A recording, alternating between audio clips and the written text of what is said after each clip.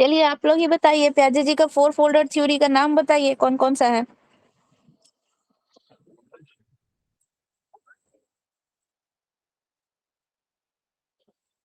Four folder theory कौन कौन सा है बताइए।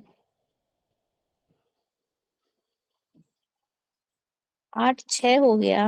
टाइम नहीं पता है किसी को, इतना लेट हो गया।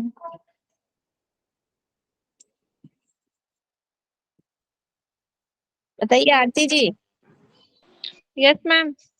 बताइए फोर फोल्डर थ्योरी कौन कौन सा था, नाम मैम बताइए। फर्स्ट है इंद्रिय गामक अवस्था, दूसरा है हम्म, पूर्व संक्रियात्मक अवस्था, तीसरा है मूर्त अवस्था और चौथा है अमूर्त। चौथा अमूर्त। एज सबका ऐसे आरती जी ऐसे दो नहीं याद 0 से कीजिए, 2।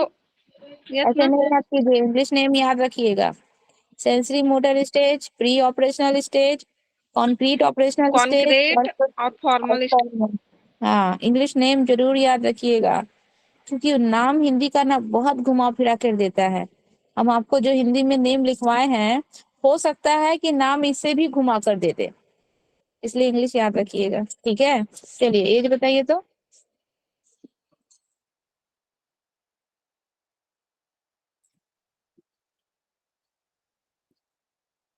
एज बताइए, चलिए आप मत बताइए, एज प्रियदर्शनी जी बताएंगे।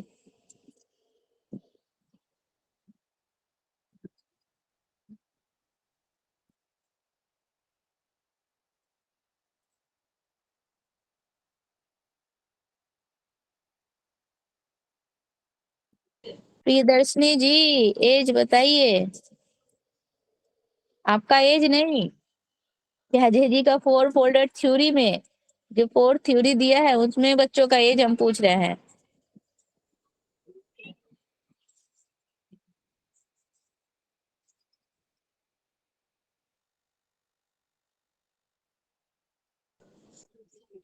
एज नहीं पता है? यहाँ पे पता इतने है। लोग प्रेजेंट हैं, बताइए। पता है मैम। बताइए। सेंसरी मोटर स्टेज का एज है 0 से 2। प्री ऑपरेशनल स्टेज का 2 से 7। और हम्म, कॉन्क्रीट ऑपरेशनल स्टेज का एज है 7 से 11। और फॉर्मल ऑपरेशनल स्टेज का 11 से 15। केवल 11 से 15 नहीं, 11 से 15 उससे above, उससे अधिक, हाँ। उससे भी ज्यादा जा सकता है, ठीक है। हाँ। प्रियदर्शनी जी आप प्रेजेंट है ना यहाँ पे? चलिए बताइए तो, वस्तु स्थायित्व गुण क्या है, ऑब्जेक्ट परमानेंस क्या है?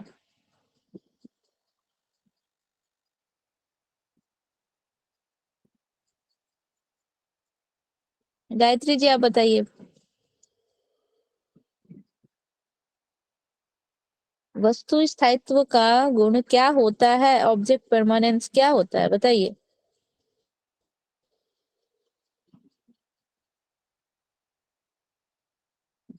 मैम याद नहीं है। कौन से एज में बच्चों में ये वाला गुण आता है, वस्तु स्थायित्व का गुण कौन से एज में, कौन सा स्टेज में आता है?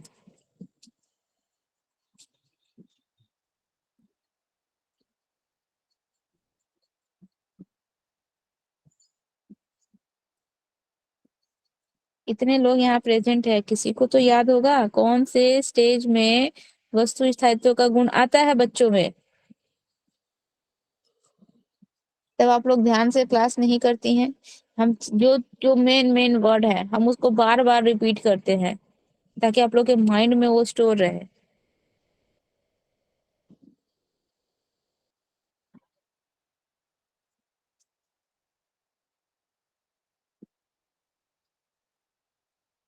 अच्छा, कंजर्वेशन का गुण बच्चों में कौन से स्टेज में आता है, ये बताइए तो जरा। कंजर्वेशन,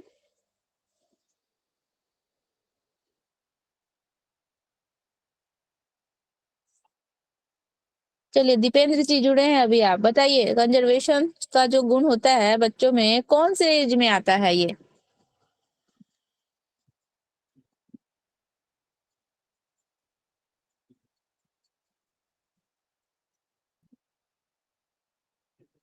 कितना दिन से हम प्याजे जी की थ्योरी बता रहे हैं, अच्छा, प्याचे जी को जो क्रिटिसाइज किया गया है उसमें से किसी 2 टॉपिक में बताइए तो किस किस टॉपिक पे प्याचे जी को क्रिटिसाइज किया गया है जिसको प्याचे जी इम्पोर्टेंट नहीं देते हैं बच्चों के कॉग्निटिव डेवलपमेंट में।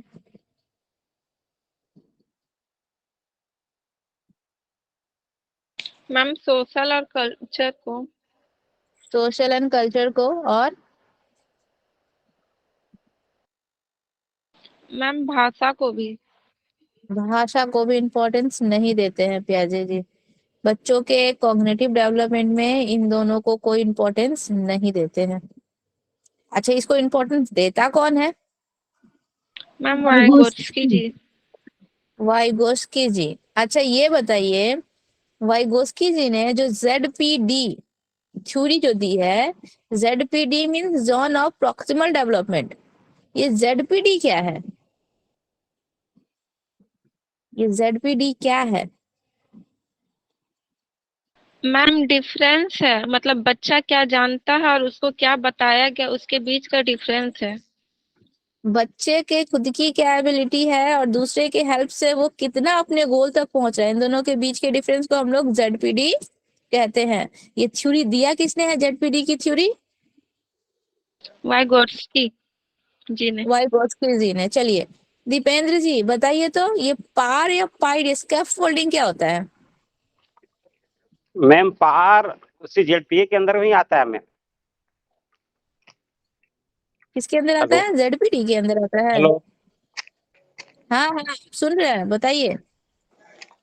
मैम नेटवर्क इशू हो रहा है मैम, रुकिए एक फिर से कट लगा रहे हैं मैम।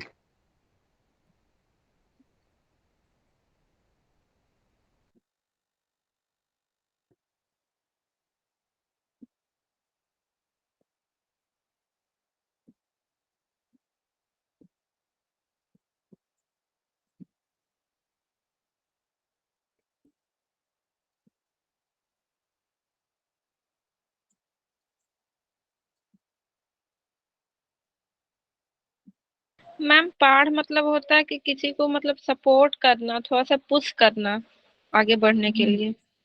हम्म पार मीन्स किसी को सपोर्ट करना, सहारा प्रदान करना। लेकिन एक्चुअल में इसको हम क्या बताए थे? अगर क्वेश्चन पूछे, पार से रिलेटेड क्वेश्चन पूछे तो हम क्या बताएंगे कि बच्चे को, मान लीजिए उसके सामने कोई प्रॉब्लम है, बच्चे को उसको करना तो है, ठीक है, बच्चा उस चीज को करना चाहता है। मान लीजिए कोई समसी है, उसको बच्चा बनाना चाहता है लेकिन बच्चे को समझ में ही नहीं आ रहा है कि इसकी शुरुआत कैसे करे, उसको बनाए कैसे। तो उस कंडीशंस में हम क्या करेंगे? बच्चे को थोड़ा सा हिंट दे देंगे, थोड़ा सा उसको कुछ एग्जाम्पल दे देंगे और इसके थ्रू हम बच्चे को बता देंगे। हम बच्चे को क्या कर रहे हैं? पूरी तरीके से सपोर्ट नहीं दे रहे हैं, खाली थोड़ा सा हिंट और सपोर्ट देके हम अपना हाथ पीछे ले रहे हैं। तो वो हमारा क्या कहलाता है? पार या पाइड कहलाता है।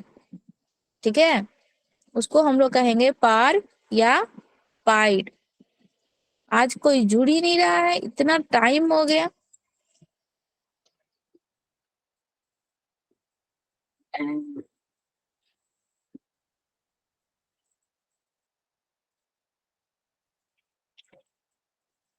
चलिए, जुड़ना है जिसको जुड़ गया, जिसको नहीं जुड़ना है वो अब नहीं जुड़ेगा। हाँ दीपेंद्र जी आ गए, बताइए। पार और पाइड आप बताने वाले थे। मैम इसमें हो कि जैसे एग्जांपल फॉर में, जैसे कोई बच्चा साइकिल चलाना नहीं जान रहा है, ठीक मैम, तो साइकिल हाँ। चलाने के दरम्यान उसको बाइक सपोर्ट जो दिया जाए मैम, उसी पार हम्म कहते हैं मैम। जैसे उसी को पार। सब हम साइकिल चला रहे हैं, सब हम साइकिल चला रहे हैं मैम, है ना, और हाँ। चलाने के दरमियान कोई मेरे पीछे से भैया है, वो तो सहारा दे रहे हैं, और लेकिन हम्म जब हम चलाने स्टार्ट करते हैं पीछे अपना हाथ हटा देते हैं हम, और उसके बाद हम्म हम अपना साइकिल पर चलाने में मतलब माहिर हो जाते हैं धीरे धीरे करके। यानी कि पार या पाइड का मतलब क्या है? केवल हमको क्या है, थोड़ा सा सपोर्ट देना, सपोर्ट, लेकिन हमारा हाँ सपोर्ट सर, जो है इंड तक नहीं जी जाएगा। जी इंड जी, तक नहीं, हमारे गोल तक नहीं जैसे जाएगा, मैम बस थोड़ा। जैसे मैम कि सपोज दैट मेरे पापा जी 8 चॉकलेट दिए और 9 चॉकलेट और दिए, तो हमको समझ नहीं है हाँ कि 8 और 9 कितना होता है ना, तो ये हाँ एग्जांपल करके मेरे दूसरे भाई बताते हैं 8 और 9 कितना होता है, तो उसका बिस्कुट बोल देगा या फिर कुछ उदाहरण देके बताते हैं, एक सहारा दे रहे हैं उनको। वहां पे हमको सहारा दे रहे हैं, यानी सहयोग थोड़ा सा मार्गदर्शन कर दे रहे रहे हैं। हैं, मार्गदर्शन बताते हैं इससे होता मार्गदर्शन है, दे रहा है, इससे होता पूरी तरीके से हेल्प नहीं करेंगे, केवल क्या करेंगे, है। थोड़ा सा सिर्फ सपोर्ट सपोर्ट या करते हैं। संकेत देके। हाँ, जी, जी, जी। जी। चलिए, बताए थे आपको, इतना तो याद है। चलिए, बहुत अच्छी बात है, इतना हम आपको बताए, आप याद किए। एक चीज आप लोगों से शेयर करते हैं, रुकिए।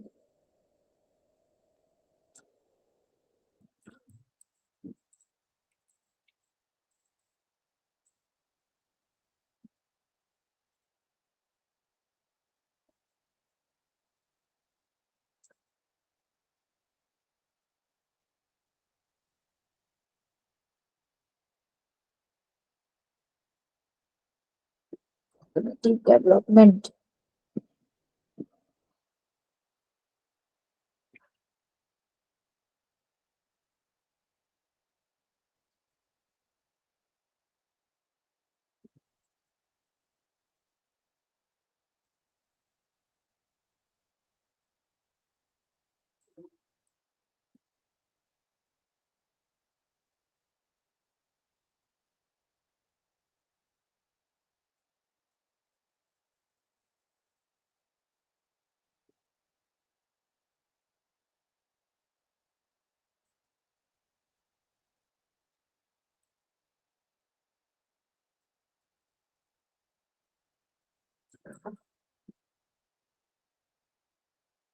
ज्योति, आप लोग को कॉग्निटिव डेवलपमेंट वाला नोट्स हम सेंड किए थे ना? Yes ma'am. आप लोग को व्हाट्सएप किए थे ना हम वो चीज? हाँ। उसमें हम वाइगोस्की जी वाला भी भेजे थे। नहीं। नहीं, वाइगोस्की जी का थ्योरी नहीं भेजे थे? आप लोग को स्क्रीन पे कुछ दिख रहा है? Yes ma'am. Yes ma'am. Yes ma'am. एक मिनट हमको देखना दीजिए, वाइगोस्की जी का थ्योरी है कि नहीं है इसमें। नहीं है।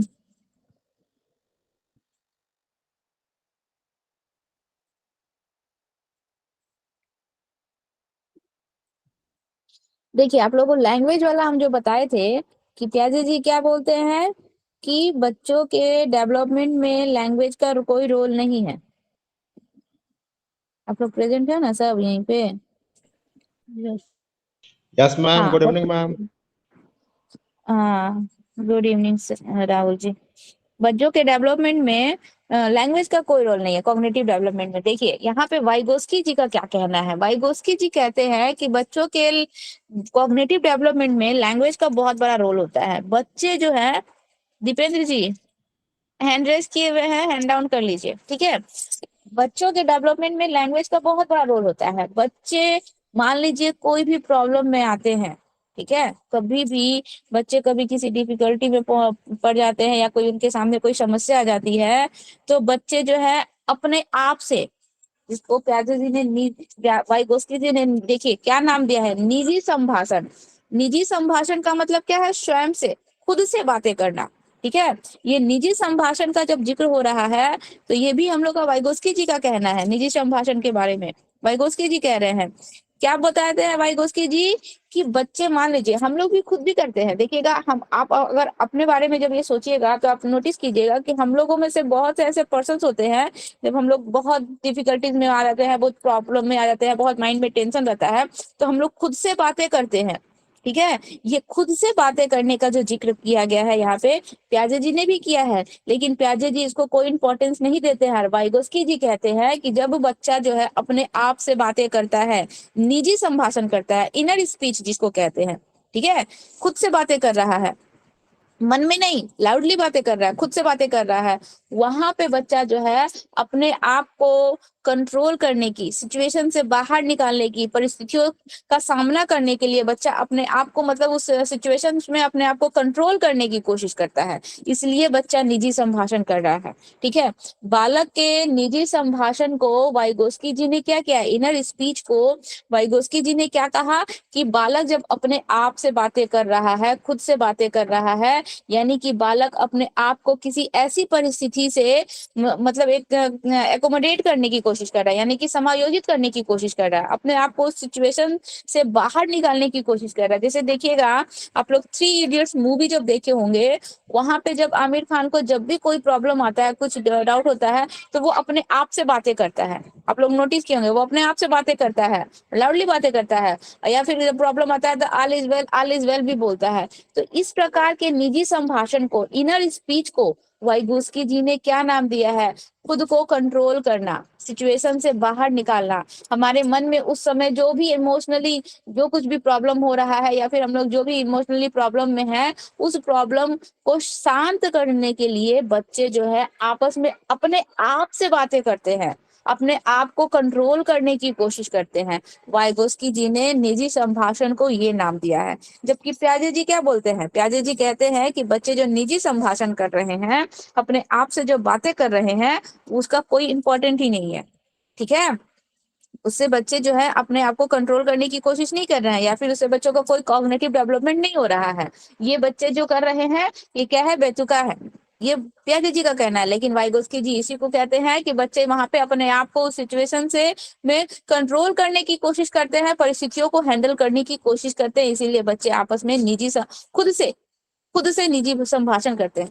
हम लोग भी देखिएगा, हम लोग जब भी कुछ किसी प्रॉब्लम में आ जाते हैं तो हम लोग बोलते हैं कि अच्छा कोई बात नहीं, ठीक हो जाएगा, अपने आप से बातें करते हैं, हमारे आसपास कोई नहीं रहता, हम लोग खुद से ही बातें करते हैं। तो वहां पे हम लोग अपने आप को ही समझाने की या फिर उस कंडीशन से बाहर निकलने की कोशिश करते हैं। ठीक है, या फिर एडजस्टमेंट की कोशिश करते हैं। तो ये निजी संभाषण का भी जिक्र किसने किया है, हम लोग के वाइगोस्की जी ने किया है। ठीक है, इसके बाद देखिए यहाँ पे समाज और संस्कृति का जिक्र किया गया था। प्याजे जी के समय हम लोगों ने क्या कहा था कि प्याजे जी ने समाज और संस्कृति को भी कोई इंपॉर्टेंस नहीं दिया है। देखिए वाइगोस्की जी इसके ऊपर क्या थ्योरी देते हैं, वाइगोस्की जी कहते हैं कि बच्चों का जो भी कॉग्निटिव डेवलपमेंट हो रहा है, उसके कॉग्निशंस का जो डेवलपमेंट हो रहा है, इसमें हमारी सोसाइटी का, हमारे कल्चर्स का बहुत ही इंपॉर्टेंट रोल होता है। बच्चा जिस भी सोसाइटी में रहता है, जिस भी कल्चर में पलता है, उसके अनुसार उसका कॉग्निटिव डेवलपमेंट होता है।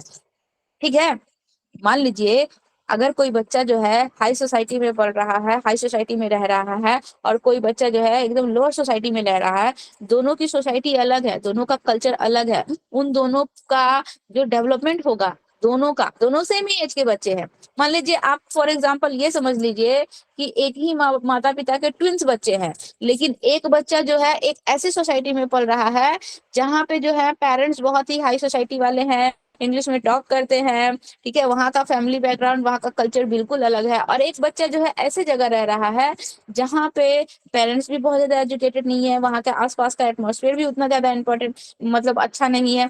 तो दोनों की परवरिश में बहुत ज्यादा डिफरेंट हो रहा है। और डिफरेंट कहाँ हो रहा है, उनकी सोसाइटी पे डिपेंड कर रहा है। उनकी सोसाइटी, दोनों की सोसाइटी दोनों क्या एकदम डिफरेंट हो गई है। एक ही माता पिता के संतान है, जाहिर सी बात है दोनों में जो डीएनए गया है वो भी मोस्टली क्या होगा, सेम ही होगा। लेकिन इसके बावजूद भी बच्चे में सोसाइटी की वजह से, उनके कल्चर्स की वजह से, दोनों के डेवलपमेंट में, दोनों के कॉग्निशंस पे, दोनों के समझने, सोचने समझने की क्षमता में बहुत ज्यादा डिफरेंस होगा। इसीलिए वाइगोस्की जी हमारे सोसाइटी को, हमारे कल्चर्स को बहुत ज्यादा इंपॉर्टेंट मानते हैं। अब हमारा कंट्री, हमारा भारत देश है, यहाँ का जो सोसाइटी है, यहाँ का जो कल्चर है, हम लोग इस कल्चर में रहते हैं, इस सोसाइटी में हम लोग रहते हैं, हम लोग का मेंटलिटी ऐसा है, हम लोग इसी अनुसार सोचते हैं। लेकिन अगर आप अमेरिका चले जाइए, ऑस्ट्रेलिया चले जाइए, चाहे अदर किसी कंट्री में चले जाइए, वहाँ की सोसाइटी अलग है। ठीक है, वहां पे रहने का रंग ढंग अलग है, वहाँ की सोसाइटी अलग है, वहाँ का कल्चर, वहाँ के लोग वहाँ के कल्चर को फॉलो करते हैं। हम लोग इस सोसाइटी में रहते हैं, हम लोग यहाँ के कल्चर को फॉलो करते हैं।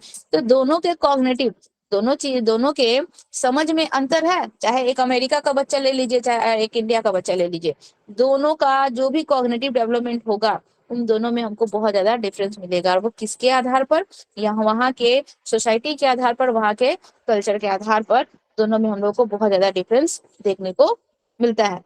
ठीक है, इसका भी जिक्र हम लोग के वाइगोस्की जी ने किया है। वाइगोस्की जी कहते हैं कि सोसाइटी का और कल्चर्स का भी बहुत ज्यादा इंपॉर्टेंट होता है। इसके बाद वाइगोस्की जी ने एक और थ्योरी बताई है। वो क्या बताया है कि बच्चे जो है, लैंग्वेज का जिक्र जो कर रहे हैं हम लोग यहाँ पे, भाषा की बात, बच्चे जो है क्या करते हैं, हम लोग जब भी किसी प्रॉब्लम में आते हैं, किसी समस्या में आते हैं, तो हम लोग अपने मन में ही डिस्कस करते हैं।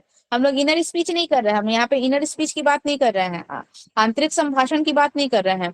हम लोग यहाँ पे क्या कर रहे हैं, हम लोग अपने मन में ही, कोई भी प्रॉब्लम होता है हम लोग अपने मन में ही सोचते हैं, विचारते हैं, बातें करते हैं ना, अपने आप में ही। हम लाउडली नहीं बोल रहे हैं, लेकिन अपने मन में हम जो कुछ भी विचार करते हैं वह किसी ना किसी भाषा के माध्यम से करते हैं।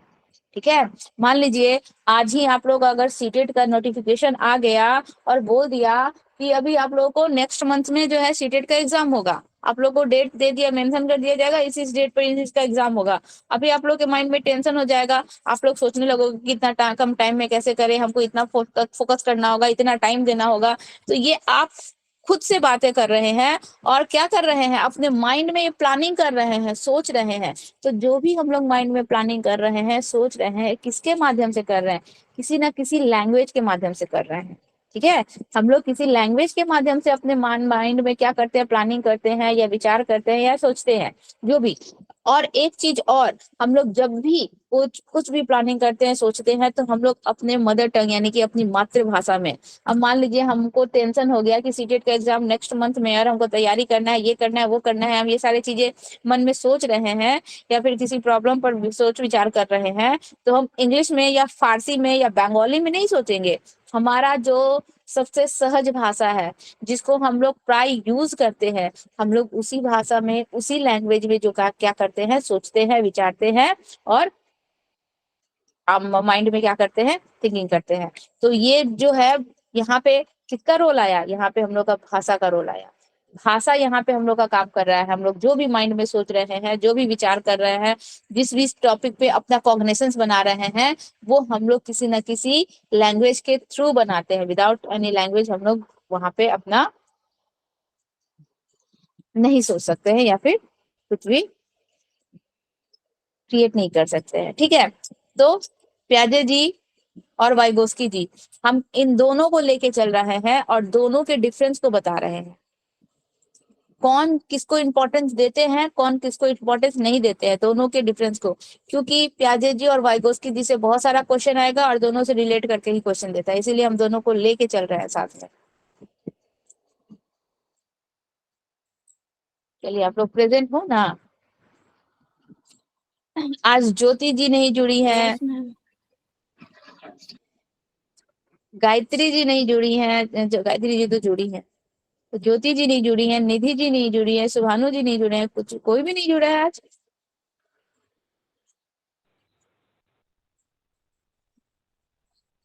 अच्छा ठीक है,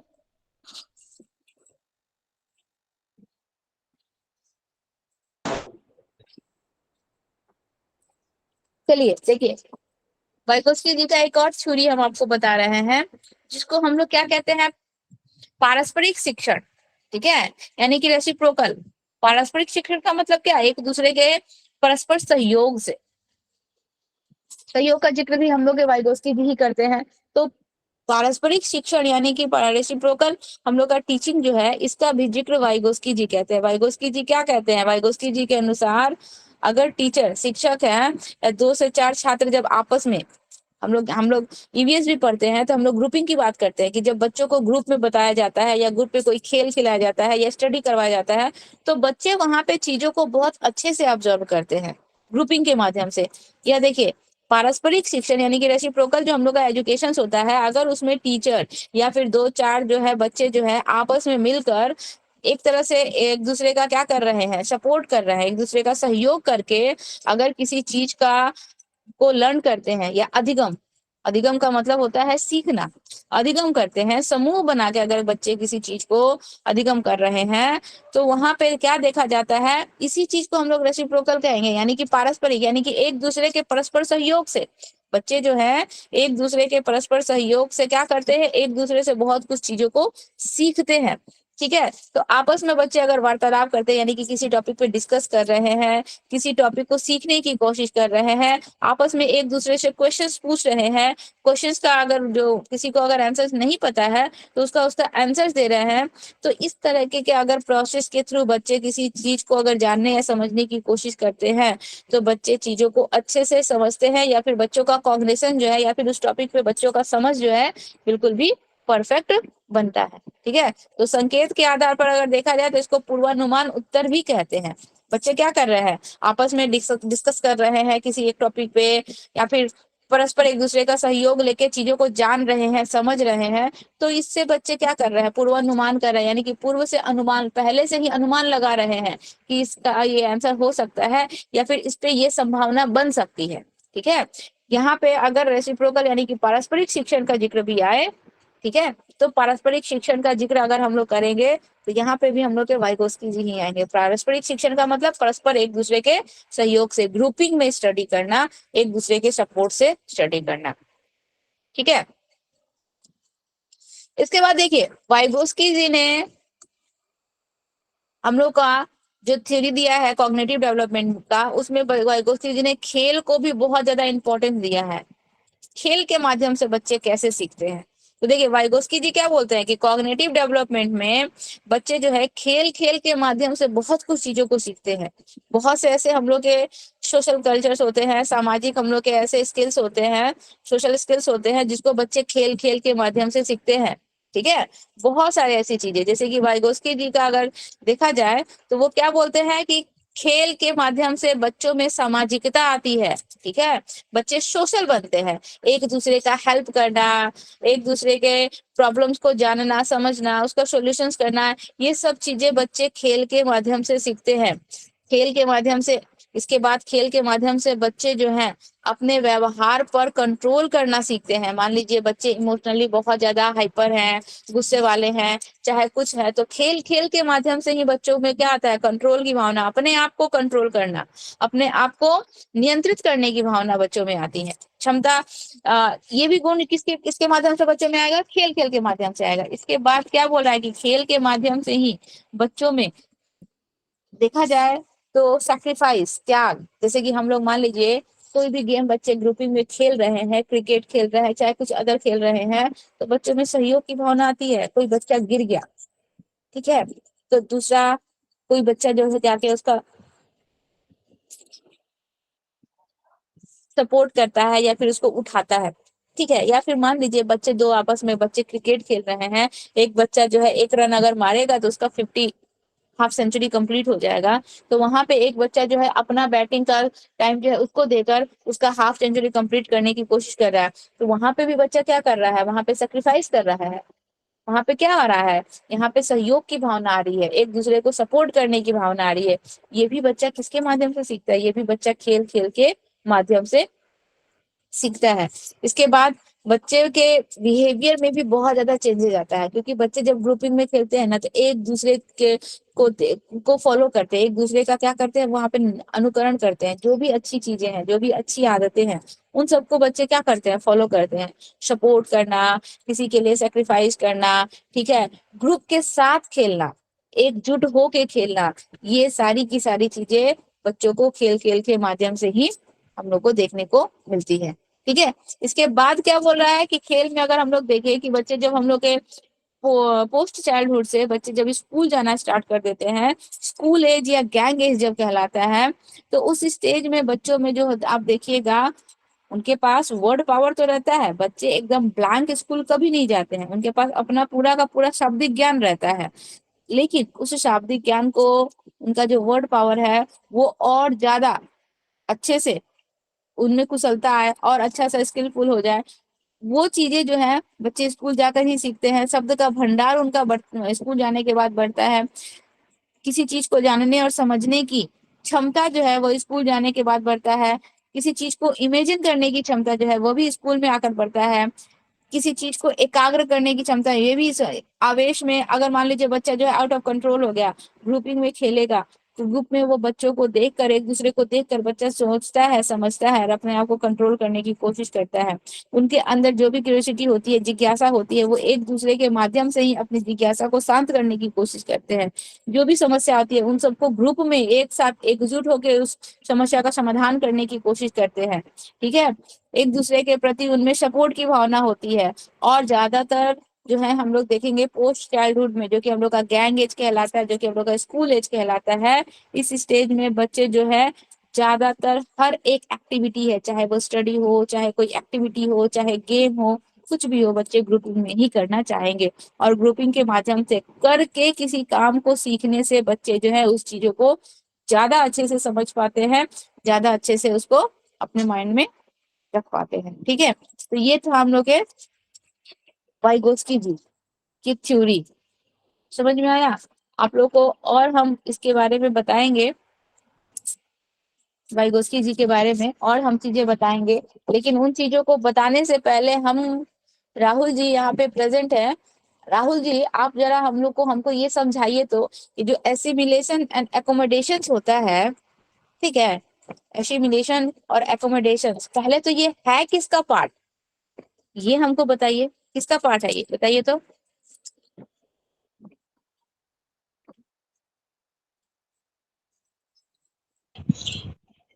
मैम रेट नहीं किया मैम, हाँ, यही रेट नहीं चीज किया तो, मैम।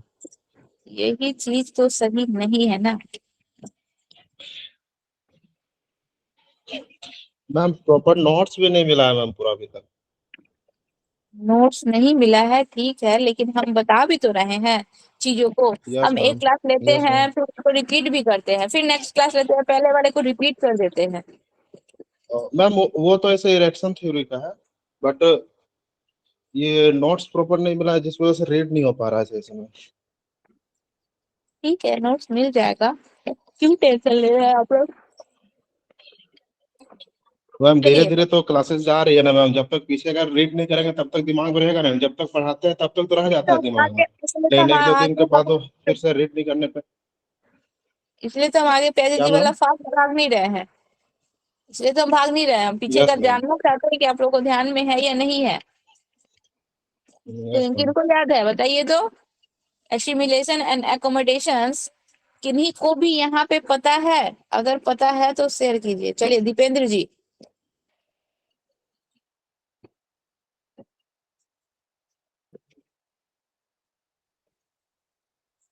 आत्मसातकरण या समायोजन किसे कहते हैं? आरती जी। मैम आत्मसात हम्म, के बारे में बोला है ना मैम। आत्मसात कहते आत्मसातकरण। हैं कि ये दोनों हैं। जैसे मैम कोई साइकिल खरीदने के समय है ना मैम, दुकान या ग्राहक हाँ, को पास जाते हैं मैम, तो वहाँ पे जो साइकिल का मूल दाम बताया जाता है ना। Hello, hello. हाँ, हाँ, बताइए, हम सुन रहे हैं। उसके बीच में जो रास्ता निकलता है, जैसे मैम हम बोलेंगे कि मैम कि हम देंगे 20 रुपया और उनका साइकिल का दाम है मैम 30 रुपया, तो इसमें तो छोड़ना जो डिस्कस होता है मैम वही है। उसी को कहते हैं आत्मसातकरण। जी मैम। चलिए, अंजू, राज,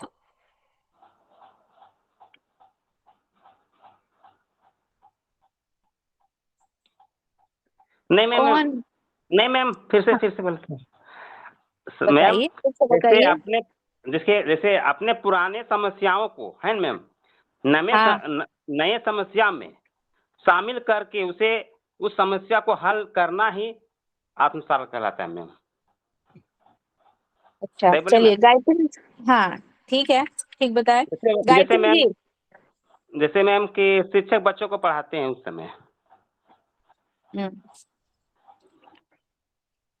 चलिए, आप बहुत हद तक सही बताएं। चलिए गायत्री जी, आप लोग भी बताइए, आप लोग खुद इन्वॉल्व नहीं होंगे इस चीज में। यहाँ पे हम आप लोग को बार बार बोलते हैं करके सीखने के लिए, ठीक है।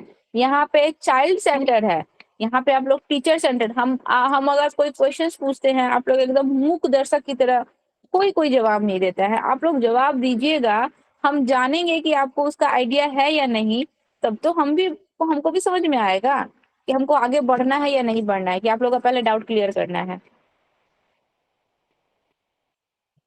आत्मसातकरण और समायोजन जब हम ये टॉपिक बताए थे तो हम ये बोले थे कि ये टॉपिक बहुत इंपॉर्टेंट है और हर साल इससे एक क्वेश्चन आता ही आता है, मस्ट है। कौन बताएंगे यहाँ पे? गायत्री जी है, ज्योति जी आत्म है। आत्मसात बोले मैम। हाँ, बताइए सोनी जी। आत्मसात आत्मसातकरण, एसिमिलेशन। जो पुराने एक्सपीरियंस को नए एक्सपीरियंस को लगाकर कोई काम को पूरा करना। इसी को कहते हैं आत्मसातकरण। और समायोजन क्या कहलाएगा फिर हम लोग का? एकोमोडेशन।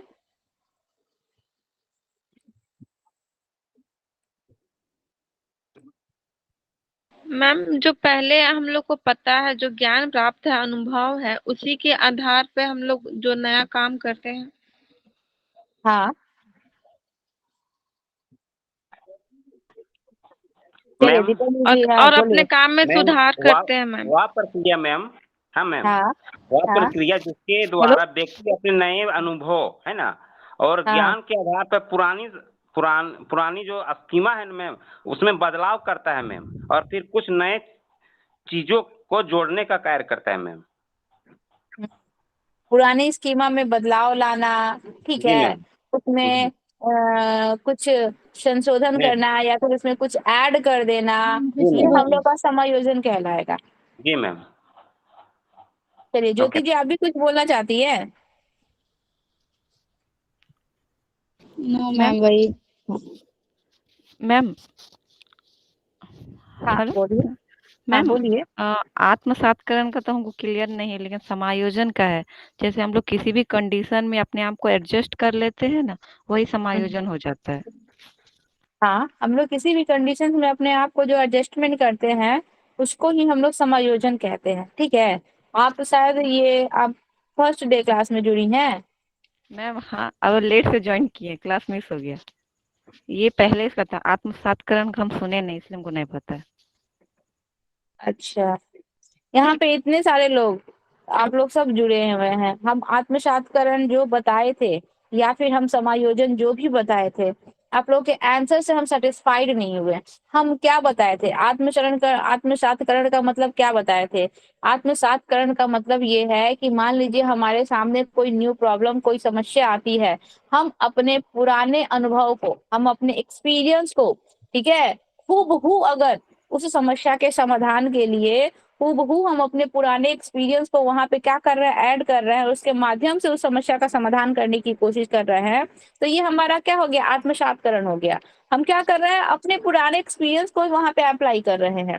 और समायोजन का मतलब हम क्या बताए थे कि समायोजन में क्या होता है कि हमारे सामने मान लीजिए सपोज डेट कोई समस्या आ गई, कोई प्रॉब्लम आ गया, और हम अपने पुराने एक्सपीरियंस को वहां पे अप्लाई करने की कोशिश कर रहे हैं, लेकिन हमारे एक्सपीरियंस के थ्रू भी वो समस्या का समाधान नहीं हो रहा है।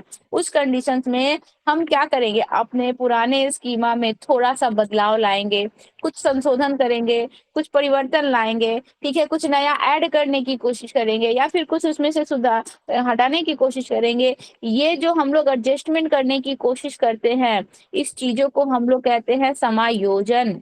और इसके साथ एक चीज और बताए थे, वो क्या बताए थे हम लोग का? साम्य धारण, ठीक है।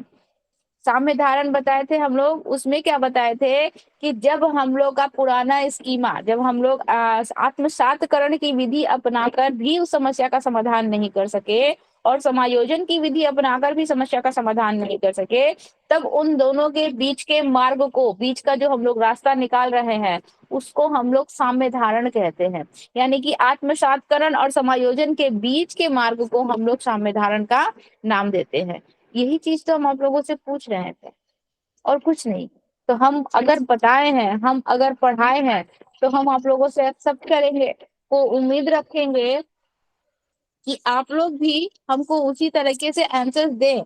चलिए, अब हमको मैम कोई अच्छे मैम से पूछ रहे हैं, हाँ बोलिए। यही अभी बोला ना आत्मसातकरण, तो हाँ, यानी समायोजन और क्या बोले थे अभी?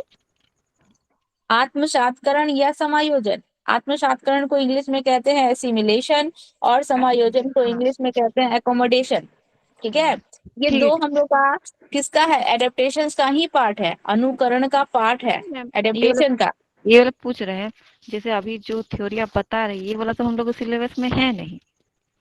कौन कहा नहीं है? पाइगोस्की का जो आप बताए ना, पाइगोस्की का जो आप बताए थे हाँ, वो तो हम लोग के सिलेबस में नहीं है, तो फिर इसको कौन क्यों कहा नहीं आप है? हम लोग को पढ़ा रहे हैं? सबसे इम्पोर्टेंट हम लोग सबसे इम्पोर्टेंट टॉपिक को ही आप निकाल दी। आपके सिलेबस में नहीं मैम, हम कॉग्निटिव लोग का सिलेबस डेवलपमेंट में है। पाइगोस्की में नहीं है। हाँ वो है। आप केवल इतना बताइए, आपके सिलेबस कॉग्नि में कॉग्निटिव डेवलपमेंट का है? हाँ मैम को है। कॉग्निटिव डेवलपमेंट है ना, ये सब कॉग्निटिव हाँ डेवलपमेंट मैम के है। अंदर ही आता है। ठीक है, ये जितना भी अच्छा ठीक, शायद क्वेश्चन हम है देखे नहीं ये होंगे। कहाँ आएगा, ये सब का सब कॉग्निटिव डेवलपमेंट के अंदर आता है। ठीक है, आपको ठीक है मैम। स्कीम्स क्या होता है, स्कीमा क्या होता है, ये सब के सब हम लोग के कॉग्निटिव डेवलपमेंट में आ जाते हैं। आप लोगों का क्या नाम है, ज्योति जी एग्जाम तो दी नहीं थी, पूजा जी एग्जाम दी थी ना, प्याजे जी का ये थ्योरी आया था ना? Yes ma'am. आया था कि नहीं? आया था। आया था। चलिए आपको क्वेश्चन दिखाते हैं हम। आप बोल रही हैं कि ये हम लोग का सिलेबस में ही नहीं है, कॉग्निटिव डेवलपमेंट जो आपका सिलेबस है उसी सिलेबस के अंदर ये एक टॉपिक है जिसको हम लोग एडेप्टेशंस कहते हैं। एडेप्टेशंस को के 2 पार्ट होते हैं। ठीक है, हम देखे थे लेकिन शायद हम नेग्लेक्ट कर दिए हैं इसको। देखिए यहाँ पे क्वेश्चन नंबर 20 है। चलिए आप लोग सभी को यहाँ पे हम प्याजे जी का ये वाला थ्योरी हम आपको बताए हैं। यहाँ पे क्या बोल रहा है क्वेश्चन नंबर 20 में कि प्याजे जी के अनुसार विशिष्ट मनोवैज्ञानिक संरचना यानी कि अनुभव से सही अर्थ निकालने की व्यवस्थित तरीके को क्या कहा जाता है? बताइए तो क्या कहेंगे हम लोग? अपने एक्सपीरियंस से, अपने अनुभव से, ठीक है, सही अर्थ निकालने की व्यवस्थित तरीके को क्या कहेंगे? स्कीम्स कहेंगे, स्कीमा कहेंगे, उसको प्रतिमान कहेंगे, मानसिक मैप कहेंगे या मानसिक उपकरण कहेंगे? क्या कहेंगे बताइए?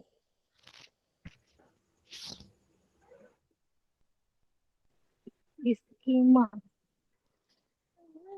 स्कीमा कौन बोले? स्कीमा ही होगा मैम, स्कीमा ही शायद है। स्कीमा ही है।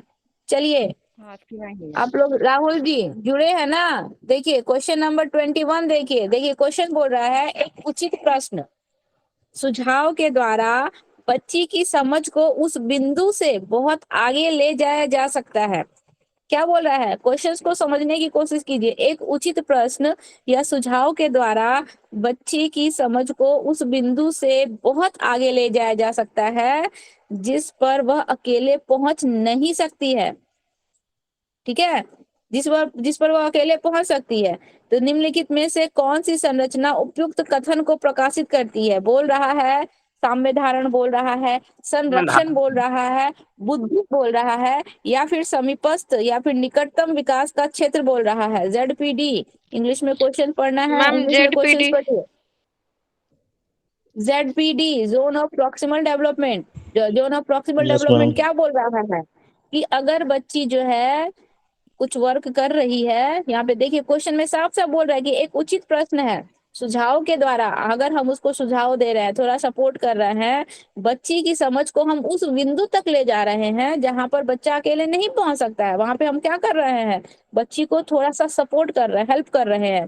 तो वो हम लोग का क्या, ये सब आप लोग का सीटेट का क्वेश्चन है, कोई क्वेश्चन मेरा बनाया हुआ नहीं है, ध्यान में रखिएगा। हम जो भी क्वेश्चंस आप लोग को देंगे वो सब सीटेट का क्वेश्चन है। देख रही हैं कौन सा ईयर्स का है, क्या है, सब उसी का क्वेश्चन हम देते हैं। अपने से कोई क्वेश्चन हम बना के नहीं दे रहे हैं। तो ये जो आप बोली कि ये जो क्वेश्चन नहीं आता है, ये जो टॉपिक नहीं है, ये सारा टॉपिक है, ये सारा का सारा हर एक चीजें पॉइंट पॉइंट पे है मैम, इतना ये हर एक पॉइंट जो टॉपिक के बीच बीच में ये सब सारा पॉइंट आता है। हर एक पॉइंट से क्वेश्चन आता है। जैसे अभी हम एडेप्टेशंस में क्या पूछे एडेप्टेशन से हम क्वेश्चन पूछे ना कि एसिमिलेशंस एंड एकोमोडेशंस क्या होता है, एसिमिलेशंस एंड एकोमोडेशन से क्वेश्चन आएगा। इसके बाद आप लोग का अगर कंजर्वेशन से, कंजर्वेशन से क्वेश्चन आएगा, स्कीम से क्वेश्चन आएगा, स्कीमा से क्वेश्चन आएगा। ठीक है, हर एक इंडिविजुअल पॉइंट से क्वेश्चन आता है। देखिए यहाँ पे एक क्वेश्चन दिया हुआ है, बोल रहा है कि लेव वाइगोस्की के अनुसार आधारभूत मानसिक क्षमता को मुख्य रूप से किसके द्वारा उच्चतर संज्ञानात्मक प्रक्रिया में बदला जा सकता है। वाइगोस्की जी क्या बोल रहा है, आधारभूत मानसिक संरचना। इंग्लिश में क्वेश्चन देखना है, इंग्लिश में देखिए, according to the Lev Vygotsky basic mental capacity are the transferred into the higher cognitive process primary through. हम लोग का जो भी है कॉग्निटिव, हम लोग का मेंटलिटी जो है वो जो है उसको हायर लेवल तक ट्रांसफर जो किया जाता है वो किसके, वाइगोस्की जी के अनुसार। किसके अनुसार, वाइगोस्की जी के अनुसार। तो वाइगोस्की जी जो है हम लोग का कॉग्निटिव डेवलपमेंट में किसका सपोर्ट करते हैं, सामाजिक पारस्परिक क्रिया। ठीक है, देखिए सामाजिक पास अभी अभी जितना जिक्र हम कर रहे थे, वाइगोस्की जी बोल रहे हैं, वाइगोस्की जी क्या बोल रहे हैं कि अगर हम लोग सोसाइटी कल्चर में और परस्पर सहयोग, रेसिप्रोकल, हम लोग एजुकेशन का भी अभी जिक्र किए थे, सहयोग का और समाज का जिक्र जो है वाइगोस्की जी कहते हैं, और इसके आधार पर जो है हम लोग अपने कॉग्निशंस को बहुत हद तक आगे की तरफ मूव करवा सकते हैं, बढ़ा सकते हैं। क्वेश्चन आया, आया ना क्वेश्चन, समझ में आया। चलिए यहाँ पे एक क्वेश्चन है, बताइए आप लोग। क्वेश्चन नंबर 24, निम्नलिखित में से कौन सा मूर्त संक्रियात्मक, मूर्त संक्रियात्मक मतलब हम लोग का कौन सा हो जाएगा, concrete operational stage, one of the major. हाँ, कॉन्क्रीट ऑपरेशनल स्टेज में देखिए क्या बोल रहा है यहाँ पे हम लोग का, मूर्त संक्रियात्मक अवस्था के प्रमुख कौशलों में से एक है। मूर्त संक्रियात्मक अवस्था में बच्चों में कौन कौन सी क्वालिटी आती है, हम आप लोग को ये भी बताया है, इंडिविजुअली हर एक स्टेज में परिकल्पनात्मक चिंतन होगा मूर्त में। मैम सजीवात्मक चिंतन होगा सर, उसमें तो बच्चा कैलकुलेशन पावर बढ़ जाता है ना मैम। सुरक्षित रखने की योग्यता। कॉन्क्रीट ऑपरेशनल स्टेज 7 से 11 वर्ष, ध्यान रखिए। हाँ, सुरक्षित रखने की योग्यता है। परिकल्पनात्मक निगमनात्मक तर्क कैसे आएगा, हाइपोथेटिकल डिडक्टिव रीजनिंग, वो तो आएगा ही नहीं मैम। वो तो आएगा नहीं, वो तो हम लोग का लास्ट स्टेज में आता है। इसके बाद देखिए यहाँ पे बोल रहा है वर्तुलर प्रतिक्रिया, हम लोग का वर्तुलर प्रतिक्रिया जो होता है वो फर्स्ट स्टेज में ही आता है, हम लोग पढ़े थे सेंसरी मोटर स्टेज में, उसमें भी ये नहीं आएगा, फर्स्ट स्टेज में दिया था, वो भी नहीं आएगा। अच्छा, सजीवात्मक चिंतन जिसको हम लोग जीववाद एनिज्म भी कहते हैं, सजीवात्मक चिंतन, ये हम लोग का मूर्त क्रियात्मक अवस्था में था, कॉन्क्रीट ऑपरेशनल स्टेज में। उससे पहले था मैम, जीववाद का गुण उससे पहले था। ये कौन बता रही है, सब हेमलता जी बता रही है। हाँ, उससे पहले था, हमको याद आ रहा है। एनिमिस्टिक थिंकिंग भी, जीववाद का गुण भी बच्चों में उसी स्टेज में रहता है। तो इस स्टेज में बच्चों में सुरक्षित रखने की योग्यता, ये होगा तब योग्यता। सुरक्षित रखने की योग्यता होगा कॉन्क्रीट ऑपरेशनल स्टेज में।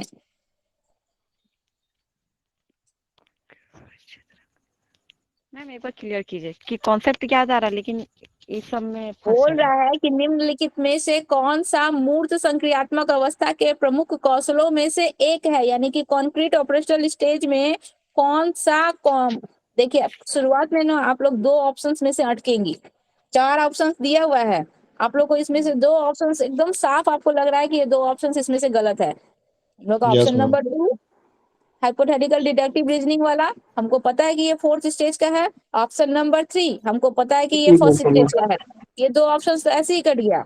आप लोगों को कंफ्यूजन किसमें हो रहा है, ऑप्शन नंबर 1 और ऑप्शन नंबर 4। ऑप्शन नंबर 1 और ऑप्शन नंबर 4, इसी दोनों में आप लोगों को डाउट हो रहा है ना। क्या होगा तो मैम ये सजीवात्मक चिंतन होगा, क्योंकि उसमें ना कैलकुलेशन पावर बढ़ जाता है। जैसे आप बोले थे ना ये 2 × 2 4, लेकिन 4/2 = 2, ये पावर उसमें बढ़ता है। सजीवात्मक चिंतन में तो होता है ना हम लोग का एनिमिस्टिक थिंकिंग, यानी कि जीववाद, यानी कि बच्चा जितने भी नॉन लिविंग थिंग्स होते हैं ना, जो भी चलती हुई चीजें होती है उसको भी बच्चा जो है क्या करता है, उसको भी बच्चा जीवित समझता है। तो ये वाला क्वालिटी जो है हम लोग का कौन से स्टेज में आता है? तो ये सेकेंड स्टेज में ही आ जाता है। हाँ, सेकंड में ही है। हाँ, तो ability of conserve ability of conservation वाला ही तो गुण। थर्ड स्टेज में हम लोग क्या बोले थे कि लगभग बच्चों में सारे के सारे क्वालिटी आ जाते हैं। उनमें कंजर्वेशन पावर भी आ जाता है, उनमें ऑब्जर्वेशन भी आ जाता है, उनमें ग्रुपिंग वाला भी आ जाता है, क्लासिफिकेशन, ये सारे के सारे क्वालिटी जो है लगभग बच्चों में थर्ड स्टेज में सारे के सारे क्वालिटी आ जाते हैं। बस कंडीशन एक क्या रहता है कि बच्चे कॉन्क्रीट रूप में देखकर किसी चीज का कॉन्सेप्ट बनाते हैं, ऐसे नहीं। तो एबिलिटी और टू कंजर्व ये आंसर होगा। एनिमिस्टिक वाला तो हम लोग जानते ही हैं कि जीववाद का गुण जो है बच्चों में सेकंड स्टेज में आता है। जितनी भी जीवित चीजें हैं या नॉन लिविंग थिंग्स है, जो भी जलती चलती हुई चीजें हैं, सबको बच्चा जीवित समझता है। बच्चा इस स्टेज में मृत्यु का जो कॉन्सेप्ट होता है उसको समझता ही नहीं है अच्छे से क्लियरली। ठीक है, देखिए प्याजे जी का कितना सारा क्वेश्चन आ रहा है। आप लोगों को हम बार बार बोलते थे कि प्याजे जी बहुत इंपॉर्टेंट टॉपिक है, बहुत इंपॉर्टेंट टॉपिक है। प्याजे जी हम कंप्लीट करवाएंगे तो आप लोगों को टेस्ट लेंगे। ये देखिए प्याजे जी का ही क्वेश्चन है ना। बोल रहा है कि जीन प्याजे एवं लाइव लेवाइगोस्की जैसे संरचनावादी अधिगम को किस रूप में देखते हैं? दोनों के दोनों ही हम लोग के क्या है, संरचनावादी है। ठीक है, क्रिएटिव लर्निंग का ये लोग दोनों ही जिक्र करते हैं, लेकिन कॉस्मोकल्चर होगा मैम। दोनों के विचारों में थोड़ा बहुत, दोनों यहाँ पे बोल रहा है कि दोनों कौन से एक ऐसा टॉपिक है, कौन सा एक ऐसा पॉइंट है जिसपे दोनों ही जो है फोकस करते हैं, दोनों ही जिसपे बल देते हैं। बोल रहा है मैम प्रतिक्रियात्मक थर्ड। सक्रिय विनियोजन के अर्थ निर्माण की प्रक्रिया। सक्रिय यानी कि एक्टिवली किसी चीज में पार्टिसिपेट करके, देखिए process of meaning making by the active engagement, यानी कि एक्टिव होकर वर्क करने का जिक्र जो है प्याजे जी ने भी किया है। एक्टिव होके किसी काम को में इन्वॉल्व होके काम करने का जिक्र वाइगोस्की जी ने भी किया है। दोनों ने इस बात पर बल दिया है। समझ में आया? एक ही क्वेश्चन सेट में आप लोग को प्याजे जी वाइगोस्की जी का कितना सारा क्वेश्चन मिला बहुत है मैम। और भी होगा। इस टॉपिक से एटलीस्ट 6 क्वेश्चन आता है, 6 क्वेश्चन आता है इस टॉपिक से।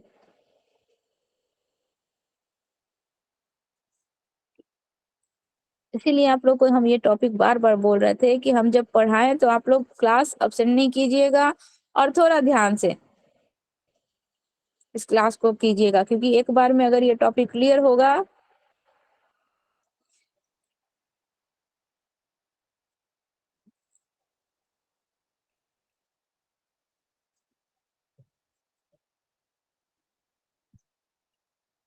चलिए, ये सब क्वेश्चन हम अब आप लोग को दिखाना नहीं चाहते थे, हम एक ही बार टेस्ट में देना चाहते थे।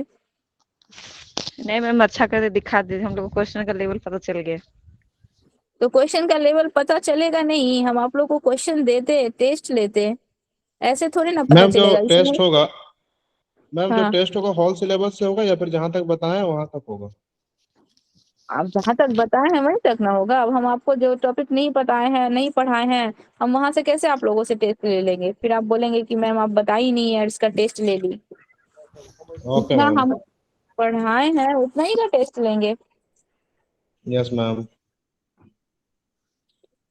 लेकिन आप लोग का जो लेवल है बहुत डाउन है।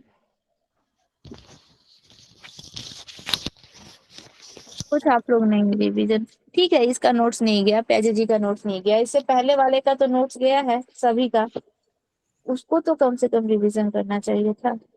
दीपेंद्र जी आप कोशिश बहुत अच्छा कर रहे हैं, जो भी नोट्स आपके पास है उसको रिवीजन करते रहिए। जी मैम। आप कोशिश अच्छा कर रहे हैं और आप आंसर देने की भी कोशिश करते हैं। अगर क्वेश्चन आपसे पूछा जाए तो यहाँ पे बहुत से ऐसे क्वेश्चंस हैं जो एक्टिवली यहाँ पे पार्टिसिपेट नहीं करते हैं, क्वेश्चन पूछने पे आंसर नहीं देते हैं। आप लोगों को जो आता है, जितना आता है, हमको तो समझ में आएगा कि हाँ भाई हम आपसे पूछ रहे हैं स्कीमा क्या होता है या स्कीम्स क्या होता है, आप हमको आंसर ही नहीं दीजिएगा तो हमको कैसे समझ में आएगा कि आपका ये क्लियर है या नहीं है? हम आंसर आप लोगों का सुनेंगे तब तो हमको समझ में आएगा कि आपको डाउट है, चाहे आप इस चीज को अच्छे से समझ नहीं पाए हैं तो हम दोबारा फिर उस चीजों को बताएंगे। तो क्वेश्चन अगर पूछा जाता है तो आंसर दिया कीजिए जो आता है। यहाँ पे ये नहीं सोचना है जब रिजल्ट नहीं आएगा ना तब ज्यादा खराब लगेगा। यहाँ पे ये नहीं सोचना है कि हम आंसर नहीं देंगे या गलत देंगे तो इतने सारे लोग हैं क्या सोचेंगे। चलिए आज का क्लास यहीं तक रहेगा। आप लोग